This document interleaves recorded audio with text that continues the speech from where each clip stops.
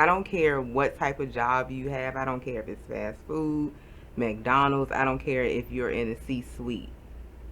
You need to act accordingly. You always need to be on your ish, first of all.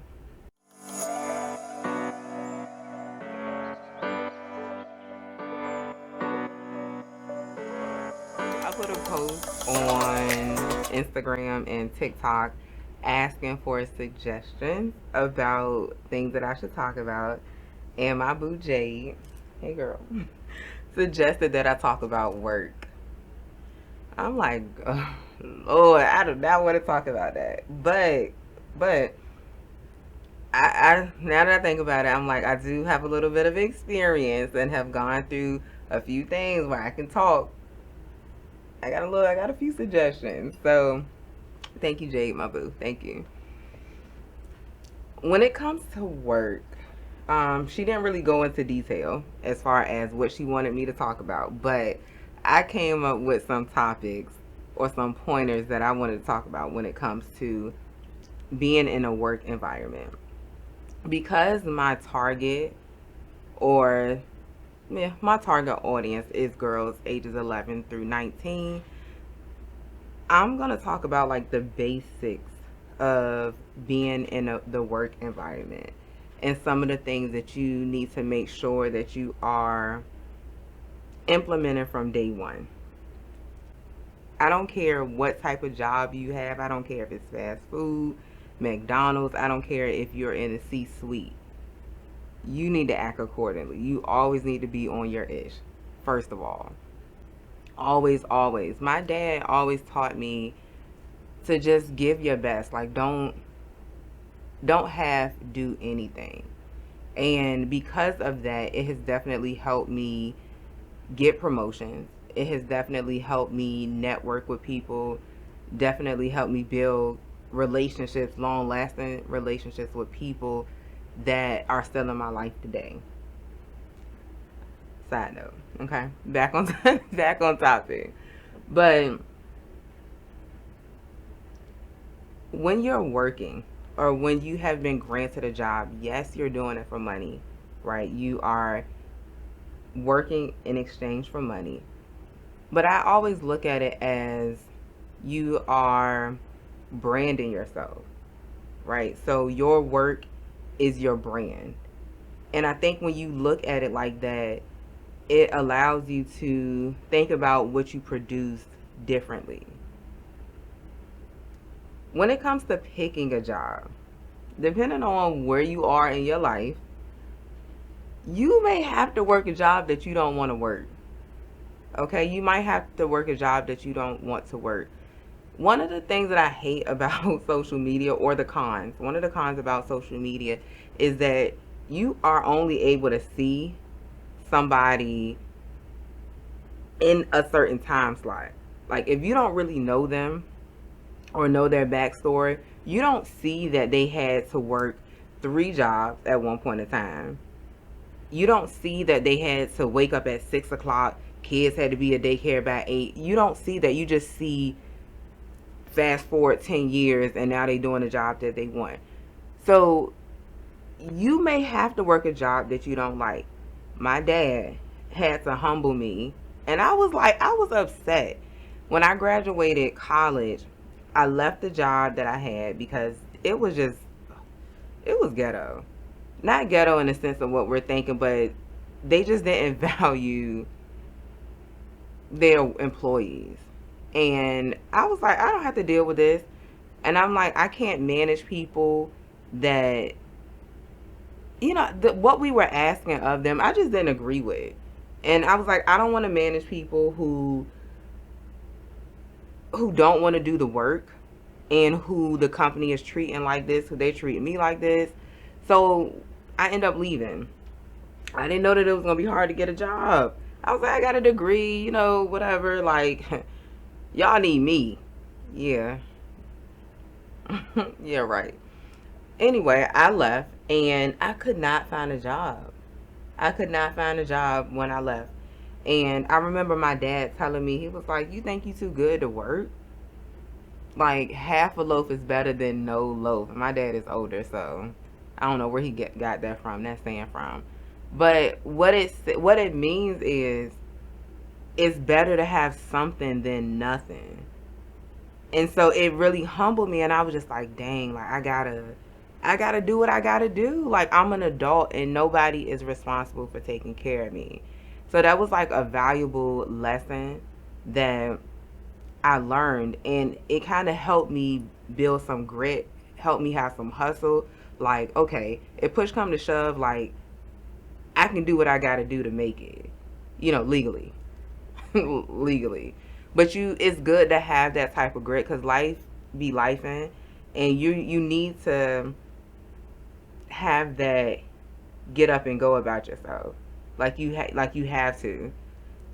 So sometimes you're gonna work a job, and it's not gonna be the one that you want to work, but you work it until you find something else.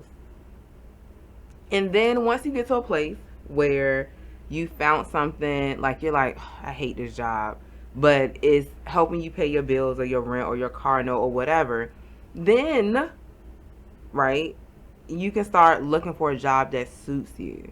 And what I mean by that is you look for a job that maybe is in your interest, maybe your degree field.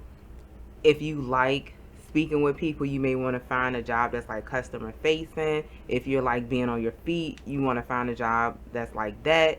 If you want to get into film or production or photography, you kind of go with your interest, with your passion. If you don't like being micromanaged, like it takes a little bit of time to kind of know if that is for you, but you start finding a job that kind of suits you. And sometimes it takes you going through jobs that you don't like to figure out what you do like. So don't discount a job that you're working because it may not pay you what you want it to pay. You don't know what type of lessons you're learning from working certain jobs. You don't know what people you'll meet as well. So kind of take that into account. And if you can find a job that you need and it just happens to suit you, well, kudos to you. That's great. Second, being productive. Like I said earlier, no matter what job you're working, whether it's entry level at Chick-fil-A, McDonald's, a call center, or if you are sitting in the C-suite of a company, a Fortune 500 company, you produce what they ask you to produce. You are a brand of yourself, and you always want to show good. If they hired you to do a job, do the job. If it is time for you to leave and you're just like, I don't want to do this, gracefully bow out. Don't have do the position because you're like, I don't like the manager. There are certain ways that you get around that. Learn how to communicate when you may not think that you're being treated fairly, or if maybe the job that you're doing, that's not the job description that you feel like you were signed up for. Always, like, be okay with communicating with your manager, with your lead, or whatever they call it, to try to rectify the situation. But I will say this: don't stay in a situation, or I suggest that you don't stay in a situation where you're being bullied, where you're being significantly underpaid, or you're being asked to do something that is like not ethical or does not align with your values. Then it may be time to go. Okay, but always give yourself the chance of, I attempted to speak with my boss, I attempted to speak with HR, didn't work out, time for me to go. Don't let anybody push you out of your job. I had to learn that the hard way. It's a story time. Don't be lazy. So I think that ties into being productive. There will be days where you're just like, no matter how hard you try to affirm yourself, it's going to be a good day. I'm glad I got a job. It is just not there for the day. It is not there. And sometimes it's okay for you to say, I need to go home. It's time for me to go home, or I need a break. Can I take an extended lunch? We're humans and we go through ups and downs. Sometimes the day is just not the day. It's nothing wrong. But definitely, if you're not able to produce, if you feel like you are too lazy, it's okay to ask for the day off. It's definitely okay to ask for the day off. Now, let's get into this. I gotta get into this. So, working relationships. Y'all, the people at work are not your friends. Not at first, anyway, and I don't care. I don't care. They are not your friends. You all are in a working relationship. If, for the most part, their money or their paycheck was put on the line and they had to like rat you out, they will rat you out. Okay? Because it's always going to be them over you. It's always going to be the business needs over you. Keep the relationship professional. All right? Be very mindful of what you can discuss with your coworkers and what you should be leaving to discuss with your friends outside of work. You don't want them to know too much personal stuff about you. Not at first anyway. You're learning these people and you have a mm, you're close to them because of proximity. Your proximity to them makes them your friend, right? Some of these people you would never ever be in contact with if you all didn't work at the same job. Y'all don't have common interests. Y'all, none of that. So just be very mindful. I definitely have had relationships that have formed from work. But that's just me, honestly. I'm just not as forthcoming. Like, I'm very leery of people anyway, especially in a work environment. So it took me a while to warm up to people at work and to find the people who were like, I genuinely like you, I genuinely care about you. It took me a while. It took years, and I've been at my company for a while, but I was very leery of them at first. And maybe it's not, I wouldn't say a good word or it's good to be leery, but just be very mindful of what you're sharing in the work environment. Uh, working working relationships also, I can tie in after work festivities. I think that when you are trying to build working relationships, because it is good to have relationships with your peers, but a lot of times, the company has set up a happy hour, or they're like, let's go out with us, girl. mm, be mindful of that.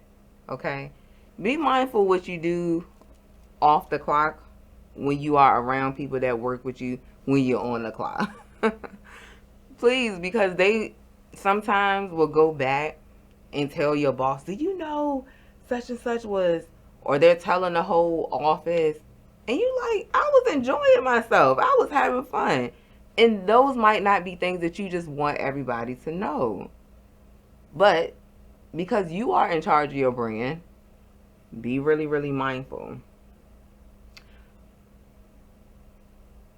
One of the last things that I want to mention is knowing when it's time to leave a job. Okay? So I don't care. This is like at every level. So entry level to C suite to mid level exec, whatever. We all have different reasons why we work. Money being the number one thing. Let's be honest, right? But when you realize that, one, you're in a position where you aren't learning anything, right? You just every single day, same thing over and over again, and you aren't given opportunities to grow, that may be a reason to leave. If you're being significantly underpaid, it's like, that what experience you have, what experience you have, what you should be making, you've asked for a raise, and no one is compensating you,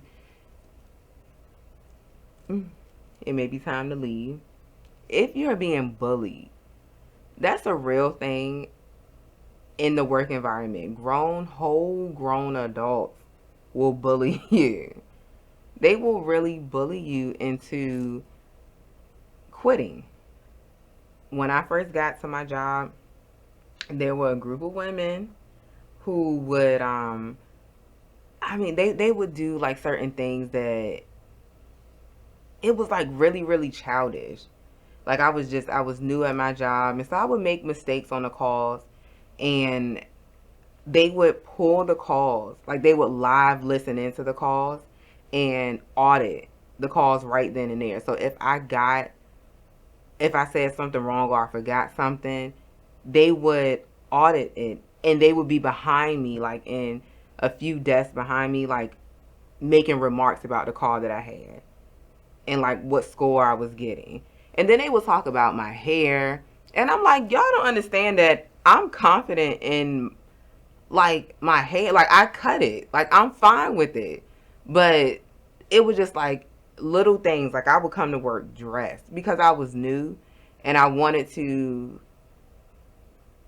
show a good or like make a good impression. It was, oh, she thinks she all that. I'm like, I'm just putting on clothes because you wear sweats every day. What's wrong with my clothes? But it was like little things like that. And one of the reasons why I didn't leave is because rent was due on the first.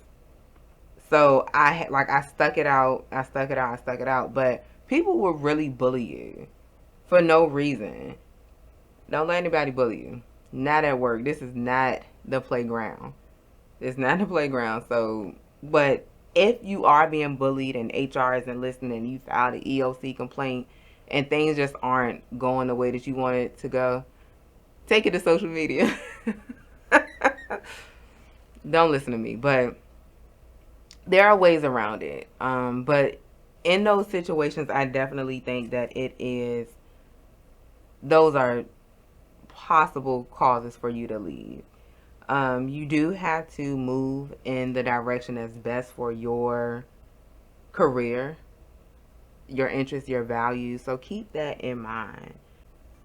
If y'all agree, if you have any questions, any feedback for me, go ahead and like the video, subscribe to the YouTube channel, look up Girl Uprising on any platform that's streaming podcasts, Apple Music, Amazon Music, Spotify. Connect with me. All right, y'all. Bye.